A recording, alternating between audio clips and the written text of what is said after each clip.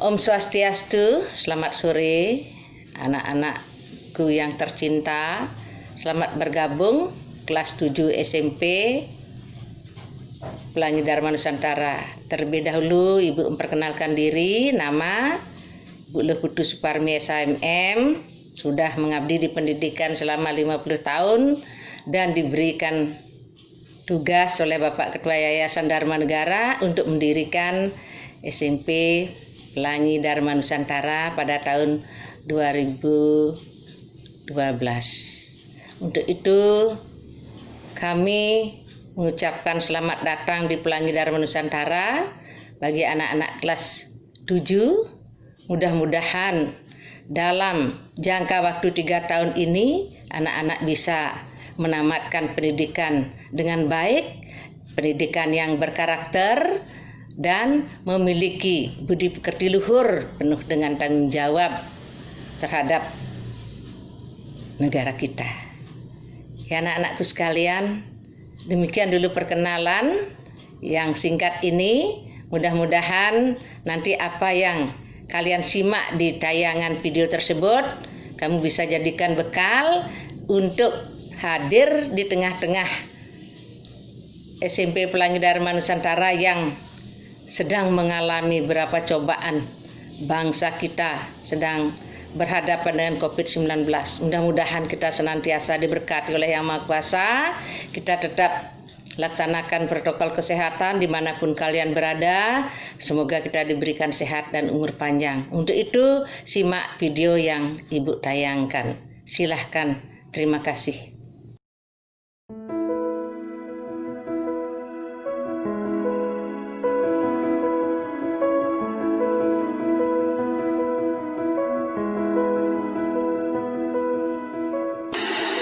Aksi intoleransi terhadap rumah ibadah masih terus terjadi. Dengan dalih surat izin mendirikan bangunan, kelompok dan massa yang mengatasnamakan agama dapat melakukan intimidasi, perusakan, dan pembakaran.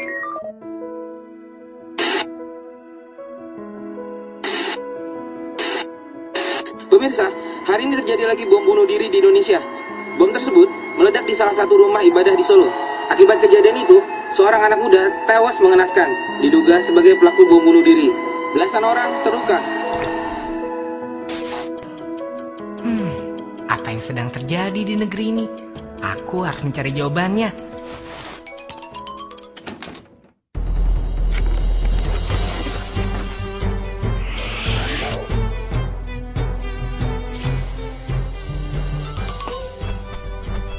Halo, saya Tara Biru.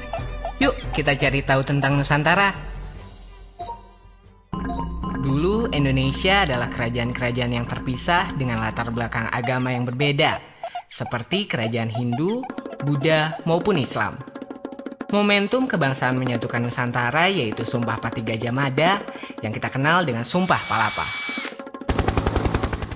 Lalu Indonesia memasuki era kolonialisme, dimulai dari Portugis di bawah pimpinan Alfonso de Albuquerque pada rentan tahun 1511 sampai 1574. Lalu Spanyol pada periode 1521 sampai 1646. Dan Belanda yang lebih lama pada masa periode 1595 sampai 1942. Tahun 1908, sekelompok pemuda mulai berjuang melawan penjajah. Tahun 1928, ide untuk bersatu melahirkan Sumpah Pemuda. Tokoh lintas etnis dan agama antara lain Abdul Kahar Muzakir, Kiai Haji Abdul Halim, Haji Agus Salim, Abi Kusna Cokrosuyoso, Kasman Singadimeja, Haji Teguh Muhammad Hasan, Haji A.A. Sanusi, A.A. Maramis, Dr. GSSJ Ratulani, Latu Harhari, Tan Eng Hwa, I Gusti Ketut Puja, A.R. Baswedan, Haji Abdul Wahid Hasim, Kiai Haji Maskur, Kiai Haji Bagus Hadi Kusumo, dan Kiai Haji Mas Mansur merumuskan negeri yang mereka cita-citakan. Atas semangat persatuan dan kesatuan tanpa memandang kelompok mayoritas atau minoritas, lahirlah Undang-Undang Dasar 1945. Insinyur Soekarno berpandangan, Indonesia bukanlah milik kelompok tertentu, bukan milik Kristen, Islam, suku Jawa, Sumatera, apalagi milik individu. Indonesia adalah milik seluruh warga negara Indonesia. Proses lahirnya Undang-Undang Dasar 1945 tidak lepas dari sidang BPUPKI atau Badan Penyelidik Usaha Persiapan Kemerdekaan Indonesia yang dibentuk 29 April 1945. 22 Juni 1945, 38 anggota BPUPKI membentuk Panitia 9. Mereka adalah Insinyur Soekarno, Dr. Andes Muhammad Hatta, Mr. Ahmad Subarjo, Mr. Muhammad Yamin, Kiai Haji Wahid Hasyim, Abdul Kahar Muzakir, Abi Kusno Cokro Suyoso, Haji Agus Salim, dan Mr. A. Maramis. Panitia ini kemudian merancang Piagam Jakarta yang akan menjadi naskah pembukaan Undang-Undang Dasar 1945. 18 Agustus 1945, rumusan ini disahkan oleh Panitia Persiapan Kemerdekaan Indonesia atau PPKI. Pengesahan ini dikukuhkan oleh Komite Nasional Indonesia Pusat atau KNIP yang bersidang pada tanggal 29 Agustus 1945. Saat ini, Undang-Undang Dasar 1945 adalah hukum dasar tertulis atau Basic Law dari Konstitusi Pemerintahan Negara Republik Indonesia. Undang-Undang Dasar 1945 adalah jalan keluar yang memayungi kepastian hukum masyarakat Indonesia yang beragam. Undang-Undang Dasar 1945 mempersamakan kedudukan dan derajat setiap warga negara di mata hukum. Hal ini sama dengan kewajiban umat Islam untuk memandang sama semua kelompok dan tidak memaksakan kehendak kepada mereka. Setelah diskusi panjang, para pendiri negara sepakat memilih Pancasila sebagai ideologi bangsa dengan mempertimbangkan Pancasila mewakili karakter bangsa Indonesia. Muhammad Yamin pada 29 Mei 1945 mengusulkan 5 asas. Peri kebangsaan, peri kemanusiaan, peri ketuhanan, peri kerakyatan, dan kesejahteraan rakyat. Lalu Supomo pada 31 Mei 1945 mengusulkan asas persatuan, keseimbangan lahir dan batin, kekeluargaan, keadilan rakyat, dan musyawarah. 1 Juni 1945, Insinyur Soekarno mengusulkan 5 asas Pancasila, yaitu nasionalisme dan kebangsaan Indonesia, internasionalisme dan perikemanusiaan, mufakat dan demokrasi, kesejahteraan sosial, serta ketuhanan yang Maha Esa. Kelima asas usulan Insinyur Soekarno ini jika diperas menjadi 3 sila, yaitu sosionasionalisme, sosiodemokrasi, serta ketuhanan yang berkebudayaan.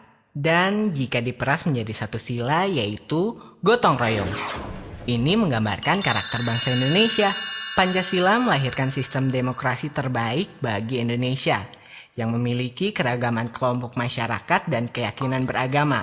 Demokrasi Pancasila dapat menekan upaya kelompok-kelompok yang ingin menerapkan agama sebagai ideologi bangsa.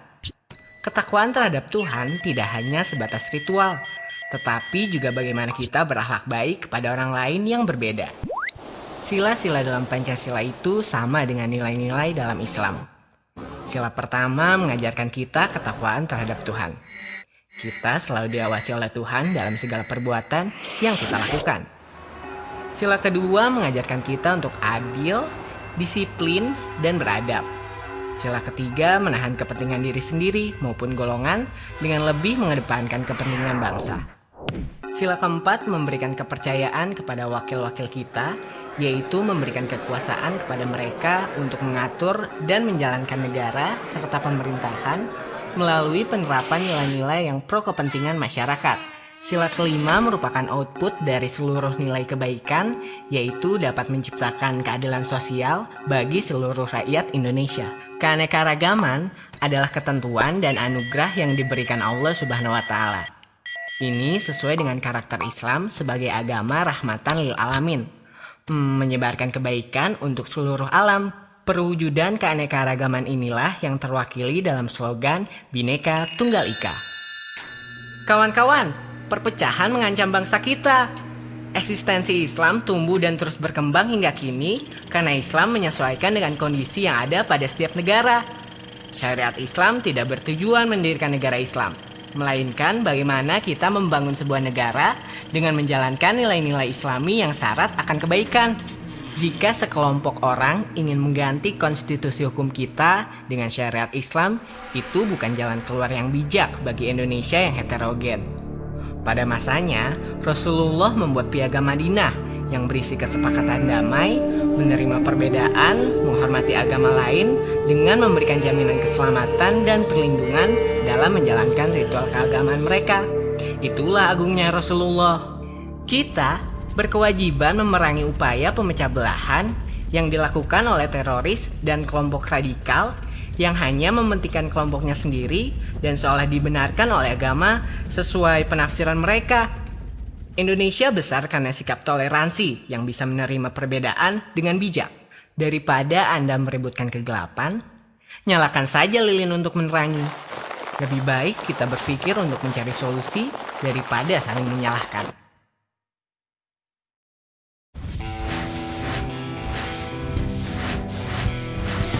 Sekarang kita masih dijajah oleh diri kita sendiri. Selama kita belum bisa bebas dari budaya kekerasan, Indonesia kini masih terancam oleh perpecahan, kerusuhan, konflik antar kelompok dan golongan, hingga aksi radikal dan terorisme yang telah menelan banyak korban. Banyak yang memandang Indonesia dari sisi negatif dan lupa bahwa Indonesia memiliki banyak sisi positif. Yuk kita coba lihat Indonesia dari kacamata luar. 9 Juli 2011, sebanyak 5.100 warga Amerika, Peru, Argentina, dan negara-negara lainnya berkumpul di Monumen Nasional Washington, Amerika. Mereka peserta pemecah rekor dunia dengan pemain angklung terbanyak di dunia yang dipimpin seniman angklung Indonesia, Daeng Ujo. Saat ini, angklung mendapat pengakuan oleh UNESCO sebagai warisan dunia. Nah, komposer terkenal Ben McCreary yang pernah menjadi komposer dari soundtrack TV Battlestar Galactica menggunakan alat musik gamelan sebagai pengisi suara untuk video game Socom 4. Seorang pria dari London, Matthew Cohen, mempelajari wayang dan menjadi dalang yang cukup handal. Ia mengajari mahasiswanya di London dengan mata kuliah khusus pewayangan. Kita sering bangga dengan budaya-budaya luar, film Hollywood atau tren busana Prancis, tetapi lupa dengan kebudayaan sendiri. Sementara budaya nasional sedang menjadi tren yang berkembang di kalangan dunia. Salah satunya batik, yang telah diakui UNESCO sebagai warisan dunia asli dari Indonesia. Selain kekayaan budaya yang membanggakan, sejumlah anak bangsa mengharumkan nama bangsa dengan prestasi dan karya-karyanya. Mau tahu siapa mereka? Tim pelajar Indonesia menjuarai Olimpiade Fisika di Kroasia tahun 2010. Joni Setiawan, dokter Rerum Naturalium, bersama timnya menemukan planet terbaru yang diberi nama TW-Hyabe. Nelson Tansu menjadi profesor termuda di bidang Electrical Engineering di Amerika Serikat pada usia 30 tahun. Rini Sugianto menjadi animator utama film produksi Hollywood The Adventure of Tintin. Sampai penemu teknologi 4G berbasis OFDM, yaitu Orthogonal Frequency Division Multiplexing, juga dimiliki oleh anak bangsa bernama Profesor Dr. Khairul Anwar. Sebagai generasi muda, apa yang harus kita lakukan? Ya, kita harus berprestasi dan menghargai perbedaan. Dengan melihat Indonesia dari kacamata yang lebih luas, kita tidak hanya melihat keburukan yang ada di Indonesia saja. Nilai-nilai Islam adalah perekat universal. Itulah yang dinamakan nilai-nilai Islam dengan semangat keindonesiaan. Tongkat estafet perjuangan sekarang berada di tangan kalian. Jihad masa kini adalah menghilangkan budaya kekerasan, mempertahankan persatuan dan kesatuan bangsa, meningkatkan kompetensi masyarakat melalui perbaikan mutu pendidikan, kesejahteraan, perekonomian, maupun hubungan sosial. Jangan mau terjebak dengan kefanatikan golongan atau kelompok tertentu yang membutakan hati dan meremehkan orang lain. Kalian adalah agen perubahan sosial bagi Indonesia yang dapat meneruskan nilai-nilai positif budaya Indonesia. Pemuda Indonesia, ayo bangkit!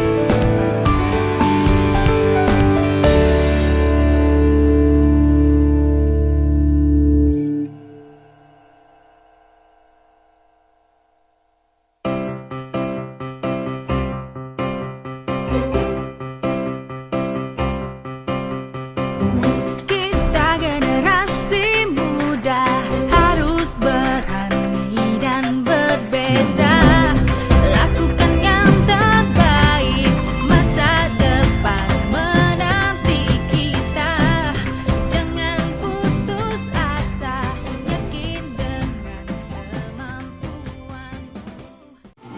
Ya anak-anakku semua yang Ibu sayangi, demikian tadi kita menyaksikan video yang terkait dengan wawasan kebangsaan.